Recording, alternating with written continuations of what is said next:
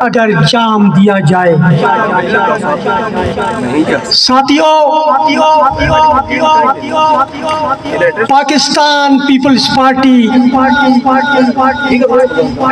ایک تاریخ، ایک جدوجہد، ایک نظریے، ایک فکر، ایک سوچ کا نام ہے۔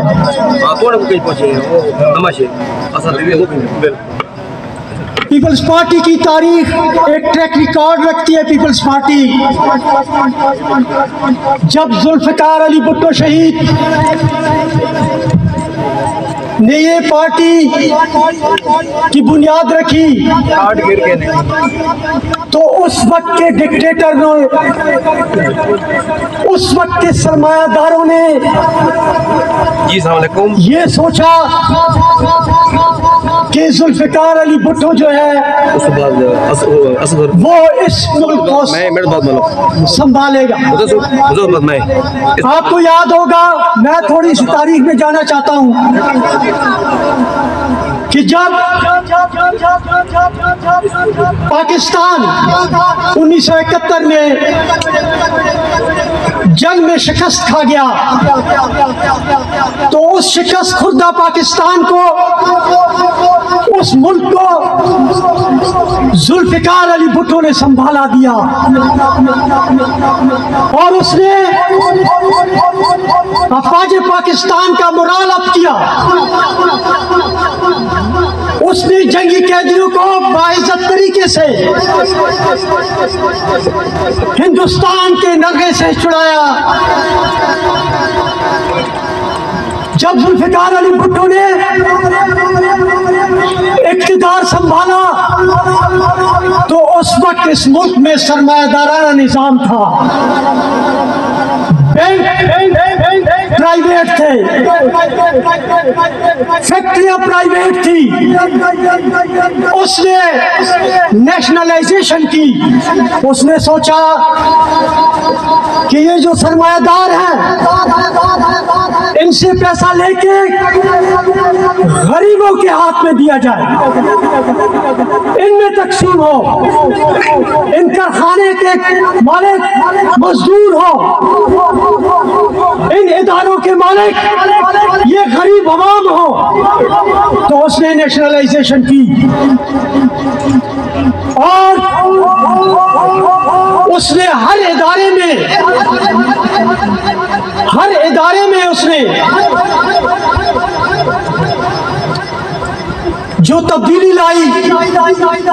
اگر آپ کارخانوں کو دیکھیں، آپ تاریخ پہ نظر دوڑائیں تو ذوالفقار علی کے بھٹو کے دور میں کارخانے بنے، پی سی کامرا، اٹک، جہاں ہمارے اٹک کے غریب ہزاروں لاکھوں لوگ وہاں ملازمت کر رہے ہیں، ذوالفقار علی بھٹو نے بنایا۔ آپ کے اٹک میں سنگوال آرڈننس فیکٹری ذوالفقار علی بھٹو کی نشانی ہے۔ کہنے کا مقصد یہ ہے کہ اگر میڈیکل کالجز بنے ہیں اسی دور میں بنے، کارخانے بنے ہیں اسی کے دور میں بنے ہیں، آئین اس نے دیا۔ اسلامی سربراہی کانفرنس پہلی جو اس کے تاحیات چیئرمین تھے ذوالفقار علی بھٹو کے شایان شان ہے۔ پاکستان کو ایک بھی صلاحیت سے نوازنے والا اس کا بانی ذوالفقار علی بھٹو ہے۔ تو اگر آپ تاریخ اٹھائیں، یونیورسٹیوں پہ جائیں تو علامہ اقبال یونیورسٹی جہاں غریب لوگ مستفید ہو رہے ہیں ذوالفقار علی بھٹو کی ہے۔ اگر آپ قائد اعظم یونیورسٹی کو جائیں، پاکستان میں رینکنگ میں ٹاپ کی یونیورسٹی یونیورسٹیاں ذوالفقار علی بھٹو نے دی ہیں، لیکن یہ لوگ کہتے ہیں کہ انہوں نے اس ملک کو کچھ نہیں دیا۔ میں سمجھتا ہوں کہ اس ملک میں جو کچھ ہوا، اگر آپ اس دور کو منہا کر دیں تو پیچھے پاکستان میں کچھ نہیں بچتا، وہ اسی کے مرہون منت ہے۔ پھر سب سے بڑی بات، آج آپ میرے معززین یہاں بیٹھے ہیں، آپ کو یاد ہوگا، پڑھے لکھے لوگ بیٹھے ہوں گے یہاں، آپ کو یاد ہے کہ اس سے پہلے پاکستان میں بھٹو سے پہلے ووٹ کا حق صرف ٹیکس پیئر جو ٹیکس ادا کرتے تھے ان کو وہ حق تھا، وہ صرف ووٹ ڈال سکتے تھے۔ لیکن بھٹو نے کہا کہ ون مین ون ووٹ، اور آپ کو ووٹ کا حق ذوالفقار علی بھٹو نے دیا۔ وہ طاقت جو آج آپ کے ہاتھ میں ہے، جو آج ملک وڈیرے، جاگیردار، صنعتکار جو بھی ہے آپ کے گھر پہ آتے ہیں، آپ سے وہ ووٹ کی بھی بھیک مانگتے ہیں، تو یہ ذوالفقار علی بھٹو نے دیا۔ آج آپ کو پہچان جو ملی ہے، آپ کے جیب میں جو اتنا سا کارڈ ہے، شناختی کارڈ کا اجرا ذوالفقار علی بھٹو نے دیا۔ اور اگر دیکھا جائے تو پاسپورٹ ذوالفقار علی بھٹو نے دیا۔ اگر میں گنتا رہوں تو میرے خیال میں یہ دن گزر جائے گا، لیکن اس کے کارنامے اور اس نے جو پاکستان کو دیا وہ انگنت ہے۔ اس کے بعد جب عامروں کو پتہ لگا کہ یہ لیڈر یہ غریب کے دل میں اتر آیا ہے، انہوں نے سازش کی، انہوں نے اس پہ بے بنیاد من گھڑت مقدمہ درج کیا اور اس کے خلاف IGI بنائی، 9 ستارے بنائے کہ اس کو کسی طریقے سے میدان سیاست سے باہر کر دیں۔ لیکن بھٹو کے ساتھ مزدور تھا، بھٹو کے ساتھ کسان تھا، بھٹو کے ساتھ طالب علم اور وکلا تھے، اور اس کی وجہ سے وہ اس کی آواز بنے تھے۔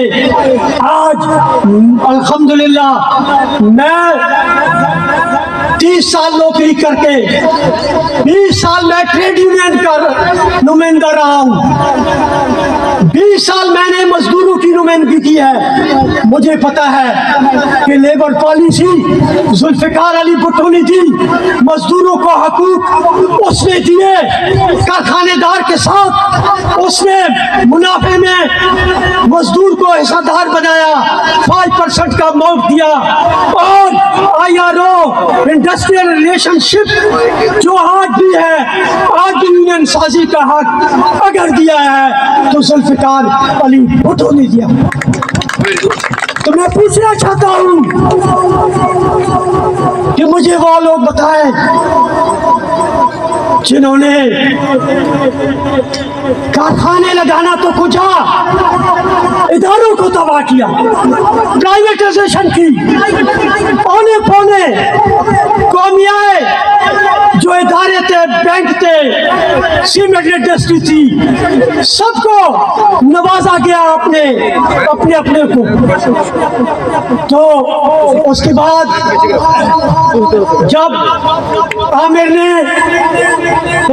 نے اس کو سولی پہ چڑھایا، اس کے بعد اس کی بیٹی بی بی شہید نے جمہوریت کے لیے جدوجہد کرنا شروع کر دیا اور اس عامر کا مقابلہ کیا، اذیتیں صحبتیں برداشت کی، جیلیں برداشت کی، اپنی جوانی جیلوں میں گزاری، لیکن بھٹو کے مشن کو آگے بڑھایا۔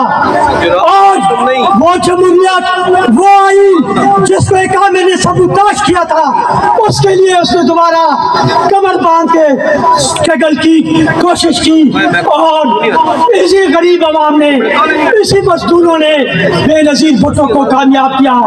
जब उसको दौर आया तो बीवी ने आपको, इस मुल्क को, हमें जो है मिसाइल टेक्नोलॉजी दी। बीवी ने खवातीन को हकूक दिए, खवातीन बैंक बनाए, बीवी ने पुलिस स्टेशन खवातीन की बनाई, असेंबली में बीवी ने खवातीन को नुमाइंदगी दी। तो ये कौन करता, किसने किए? आज भी बीवी जिंदा है और मैं समझता हूँ कि उसने कोशिश की जमहूरियत के लिए। और जब एक दूसरे आमिर ने, जब वो शहीद हुई तो उस आमिर ने रोजगार के हवाले से, देखो हमारा पसमानदा इलाका तहसील है, बहुत पसमानदा तहसील है, यहाँ रोजगार नहीं है, यहाँ कारखाने नहीं है, यहाँ स्कूल यूनिवर्सिटियाँ नहीं है। हमने 35 साल, इससे पहले इस हल्के में नून लीग की हुकूमतें चली जा रही थी, पीपल्स पार्टी का कोई उम्मीदवार नहीं था, अगर था तो उस वक्त पीपल्स पार्टी ने जंग को तहसील का दर्जा दिया। उस वक्त पीर अब्बास जब MP थे पीपल्स पार्टी के, उसने जंग कंटोनमेंट कमेटी को बताया, जंग को गैस दिया पीपल्स पार्टी में, पीर अब्बास के दौर में मिला। तो मैं समझता हूँ उसके बाद जब पीपल्स पार्टी का कैंडिडेट नहीं था, ये जो वडेरे हैं, ये जो जागीरदार हैं, जो आज बेस बदल के फिर हमारे सामने आ रहे हैं, इन्होंने कुछ नहीं दिया, पसमानदा रखा हमारे इलाके को। तो इंशाअल्लाह रोजगार देने वाली जमात पाकिस्तान पीपल्स पार्टी है।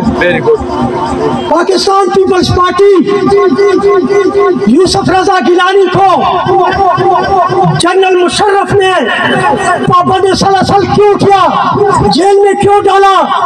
उसने कहा कि तुमने लोगों को रोजगार क्यों दिया, क्यों रोजगार दिया? उसने कहा अगर ये गलती है तो हम ये गलती बार बार करेंगे। तो इंशाल्लाह अगर आपके वोट के ताकत से, आपके बलबूते पे पाकिस्तान पीपल्स पार्टी इख्तिदार में आई तो यकीन जानिए आपको रोजगार मिलेगा। आपकी तनख्वाहों में माजी में भी पीपल्स पार्टी ने इजाफा किया, आपके पेंशनों में पाकिस्तान पीपल्स पार्टी ने इजाफा किया। ये कारखानादार, ये जागीरदार ये नहीं चाहते कि गरीब को कुछ हासिल हो। ये कहते हैं, मियाँ साहब कहता है कि हम कारखानेदार से नहीं पूछते, कारखानेदार से हम नहीं पूछेंगे। क्यों नहीं पूछेंगे? कारखानेदार मजदूर को तनख्वाह न दे तो हम ना पूछे। वो तो इस वास्ते कह रहा है क्योंकि बजाते खुद ये कारखानेदार है, सनतकार है। वो कहते हैं कि वो मुल्क तरक्की नहीं कर सकता जिसकी भाग दौड़ ताजरों के हाथ में हो। तो इंशाल्लाह पाकिस्तान पीपल्स पार्टी सियासत करती है, अवाम के लिए करती है, गरीब के लिए करती है, मजदूर के लिए करती है। और अल्लाह ताला ने काफी अर्से के बाद झंड वालों, फिर सुल्तानी वालों आपको के मौका दे दिया। और एक ऐसा उम्मीदवार जिस पे करप्शन का कोई दाग नहीं, 5 साल इख्तिदार में होते बावजूद भी सलीम हैदर खान पे एक टके का कोई इल्जाम नहीं, सबके पीछे नैब पड़ी है, लेकिन अल्हम्दुलिल्लाह वो सुरखरू है, उसने खिदमत की है, उसने उसका ट्रैक रिकॉर्ड है। पुराने हल्के में जाके पूछ लीजिएगा, ये गरीब दोस्त इंसान है।